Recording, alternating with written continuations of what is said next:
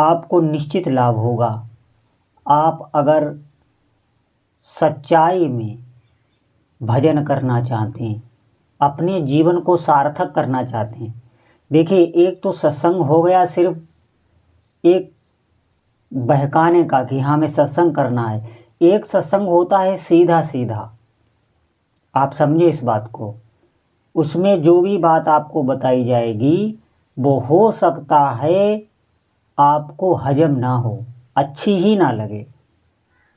देखिए, परमार्थ का मतलब क्या है, अध्यात्म का मतलब क्या है, भगवान के मार्ग में आप जाना चाहते हैं। इसमें सबसे बड़ा कारण ये होता है कि आपकी प्यास कितनी है, कि आपको वास्तविक हृदय से ज़रूरत है प्रभु की। ये झांक के हमें देखना चाहिए अपने भीतर, क्या हमें प्रभु को पाने की लालसा है भीतर, क्या हम सच्चाई में प्रभु का भजन करना चाह रहे हैं। और ये तभी होगा जब आप पर किसी भी संत की या स्वयं श्री ठाकुर जी आप पर कृपा करेंगे, तब आपके भीतर ये बात आएगी। इसके लिए हमें प्रभु से प्रार्थना करनी चाहिए। सच मानिए, हमें प्रभु का ही बनना है। इस जगत में कुछ नहीं रखा प्यारे, मैं आपको सच बता रहा हूँ। आपको भले ही हमारी बात थोड़ी कड़वी लग जाए, कोई भी आपके पास है ही नहीं। सब अपना अपना भोग कर रहे हैं, सबके कर्म अलग अलग हैं। अगर ऐसा ना हो तो एक बात पर ध्यान देना, हर व्यक्ति चाहता है ये व्यक्ति हमारे साथ बना रहे, ये वस्तु हमें कभी छोड़े ना, ये जो पल है ये कभी हमें छोड़े ना, ये जो सुख आया है ये कभी हमें छोड़े ना। क्यों वियोग, क्यों? जो हम चाहते वो हो नहीं रहा, जिसे हम पास रखना चाहते हैं वो हमसे दूर चला जा रहा है, कोई बिछुड़ रहा है, कोई मिल रहा है। आप देखो, सबको तीन चीज़ें होती हैं, काल, कर्म और स्वभाव। ये तीन चीज़ें जीव को नचाती रहती। फिर से ध्यान से सुने, काल, कर्म और स्वभाव। कोई भी जीव है, सिर्फ उस जीव को ये परेशान नहीं करती जो भगवान की शरण में हो गया। हो सकता है थोड़ी बहुत आँच उसे लगे, मैं ये नहीं कह रहा हूँ आप आज से भजन करने लग जाएं, निष्ठा से प्रभु के चरणों में समर्पित हो जाएं। देखिए, इसका आशय ये है कि आपको घर नहीं छोड़ना, नौकरी, व्यापार, काम, धंधा जो भी आप कर रहे हैं वो छोड़ना नहीं। बस आपकी जो मानसिक जो धारणा है उसको बदलना है। आप अगर दुकान चला रहे हैं, व्यापार कर रहे हैं, तो वहाँ पर ठाकुर जी को विराजमान कीजिए, उनकी छवि विराजमान कीजिए। अब ये दुकान इनकी है।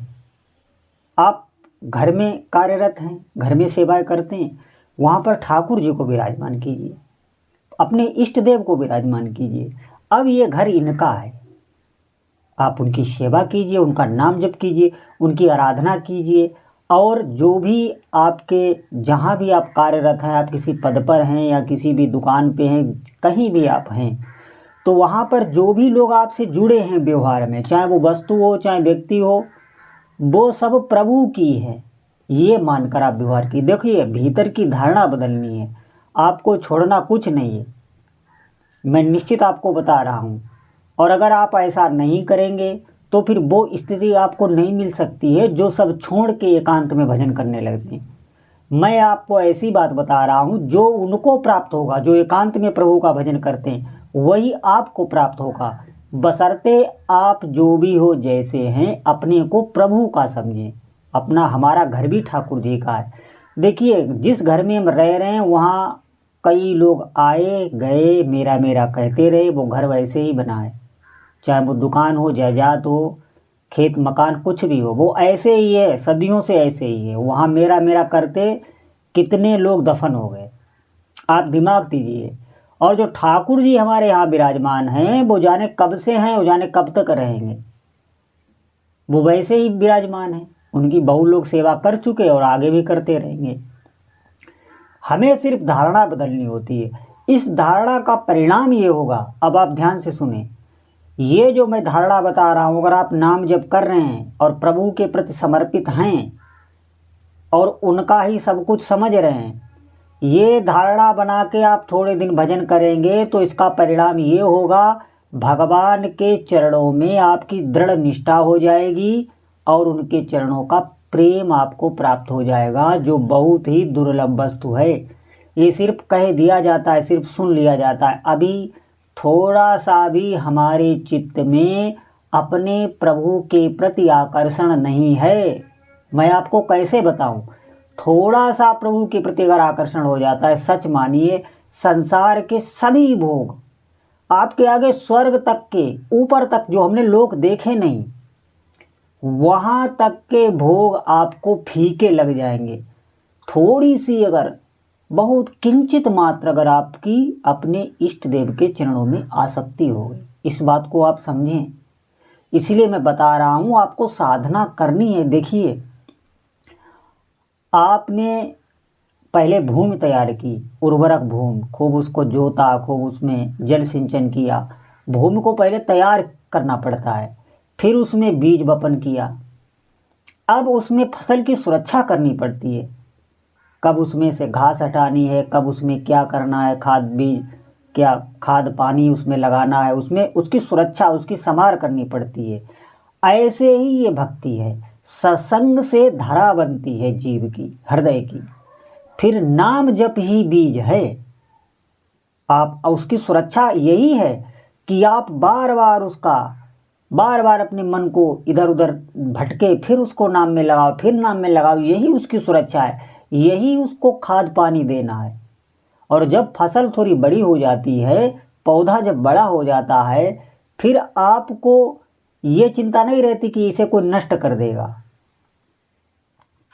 क्यों? क्योंकि वो मजबूत हो जाता है। यही इसी प्रकार भक्ति का है। भक्ति जब मजबूत स्तर पर हो जाएगी, आप देखना पौधा थोड़ा पेड़ बड़ा हो जाए तो वो मजबूत हो जाता है, फिर उसमें छाया भी होने लगती, फिर उसमें कई पशु पक्षी रहने लगते हैं, सबको सुख देने लगता है। यही भक्ति का सिद्धांत है। आप थोड़े दिन करें, निष्ठा से करें, कोई संशय ना रखें, कोई प्रश्न ना रखें। ये प्रश्न आपको ले गिराएंगे, इतने प्रश्न ही उठेंगे, क्योंकि अंतःकरण अभी हमारा वैसा नहीं है। अभी हम इतने निर्मल नहीं हुए। जो भी प्रश्न उठेंगे वो सब संशय के उठेंगे। संशय ये मन आपको इसलिए करा रहा है कि आप भजन से हटिए, आप भजन ना करिए, आप आइए, इस काल चक्र में आइए। वहाँ सबको पीस रहा है वो। मैं आपको सच बता रहा हूँ, वास्तव में आप अगर बुद्धिमान हैं, चतुर हैं, सुजान हैं, तो आज से ही प्रभु के चरणों का आश्रय लेके और उनके नाम का जप करने लग जाइए। सारी व्यवस्था आपकी नाम भगवान खुद करने लगते हैं। मेरे कहने का मतलब बस यही है। बोलो जय जय श्री सीताराम।